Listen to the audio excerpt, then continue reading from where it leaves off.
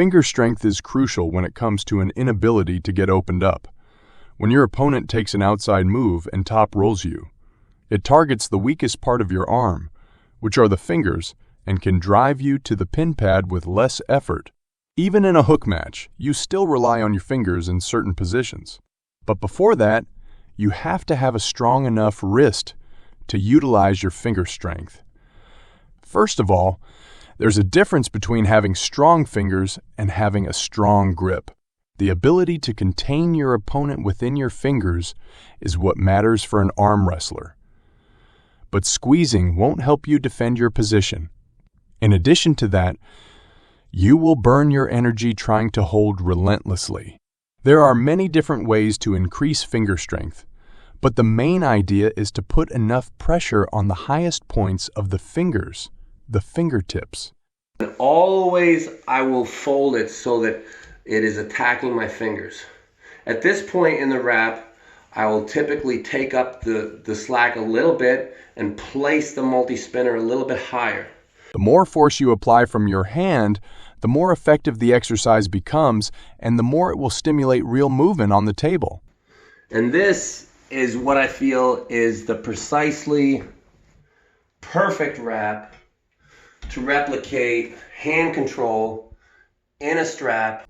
When you top roll, you don't have to do all of that. You just rely on your hand and wrist frame structure.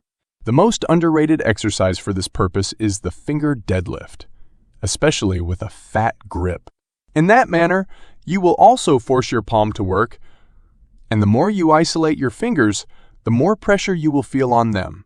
Grip strength isn't what you want for arm wrestling, at least not the squeezing grip you develop using grippers.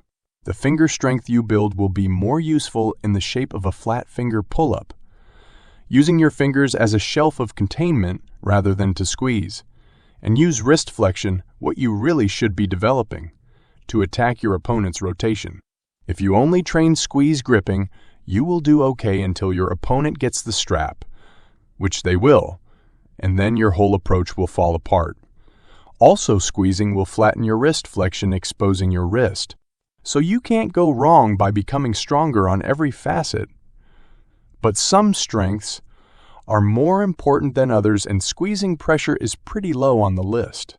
Grip strength isn't that important for arm wrestling unless you're trying to prevent your opponent from slipping the way, such as La Latin. If your opponent is opening your hand, then the key is not to train to come back from a wrist fully bent back, fingers fully open to cupped position. The key is to train such that you never get fully opened up. That's why you train your radial deviation from a locked position. That's where you want it to be the strongest. You train your cup from straight to fully flexed. That's where you want to be the strongest. You train your fingers from semi-closed to closed.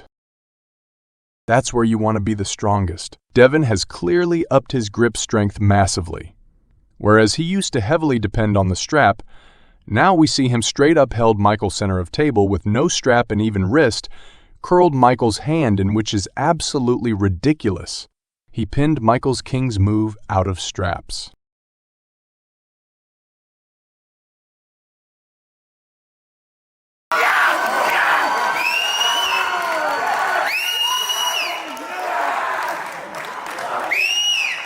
Strong fingers definitely can be felt on the table when you're hooking or whatever and a top roller tries to peel you off. Finger containment is super important when caught out of position or hit first and defending against a top roll. Watch people in big matches versus top rollers, and if they get their fingers peeled back, it's over. Think about it like the two levers to get your hand opened are wrist and fingers. If you have steel fingers, they have to open your wrist. If your fingers are weak compared to your wrist, it'll open first. Notice how Devon stopped Terrace and held him in difficult position. He's denying Terrace's top roll in rotation with finger containment. This takes a lot of power from fingers. It is more about that flat finger strength and containment, though. It's not like crushing grippers. Devon sometimes grips low to attack opponents' pronator more easily and turn them into a hook. Also, they feel they are getting a good grip with all the height they are getting. So when negotiate grip, he can generally get high hand more around them, making it easier to initiate the cup. The shorter you make their lever, the more force advantage they have. It sometimes makes sense to grip low to defend against a top roll. But if you're into dad move territory, then it's just about showing off. Gripping low makes it difficult for your opponent pronate, which helps to take away some of their hand dominance. But as others have already noted, that makes your opponent's lever shorter, giving them a force advantage, so you have to have a lot of arm strength to compensate. Perhaps one of the most notable examples of pullers who make use of the dad move is Devon. I feel your weakness. All right, you got it. Devon has been using the multispinner for decades. It targets the fingers so effectively, and the thickness makes it even better. The thing is, the weight is mostly on fingertips, so due to the worse leverage, it puts a greater strain on wrist flexion as well. Multispinner does put your wrist in a more mechanically disadvantaged position than a rolling handle.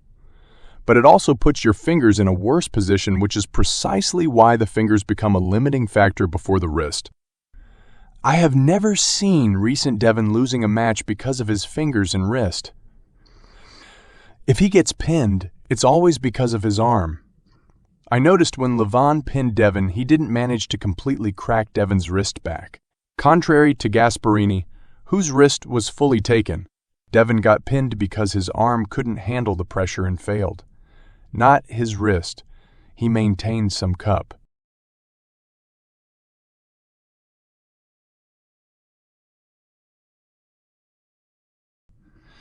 Even when Devon tried to hook him in later rounds, he maintained his wrist flexion. But Levon is stronger in every aspect. Hermes couldn't crack Levon's hand with his top roll, and his cup ain't containing his immense back pressure through his equally immense hand size. His hand just got swallowed in terms of reach and containment, the strength gap. So, Levon had access to simply counterattack with his own posting top roll. His finger containment far surpasses everyone's. I would be curious to see what happens in a rematch between Hermes and Levon, since Hermes said he stopped training wrist and fingers 6 months prior to facing Levon, since he assumed the real issue would be Levon's arm. But turns out Levon's arm was much weaker, but his hand much stronger than what Hermes had imagined.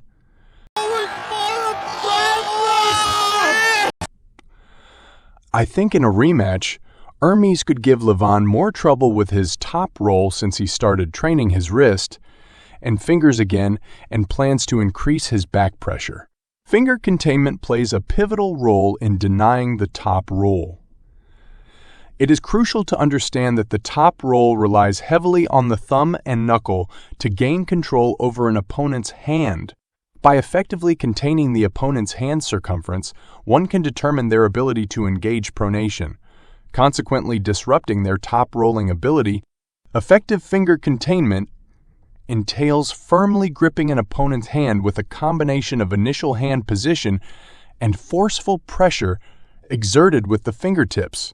The way Devon held Dave in that round when he attempted to test his flop press, Devon managed to come back from immensely disadvantageous position, from fully extended wrist to fully cupped again.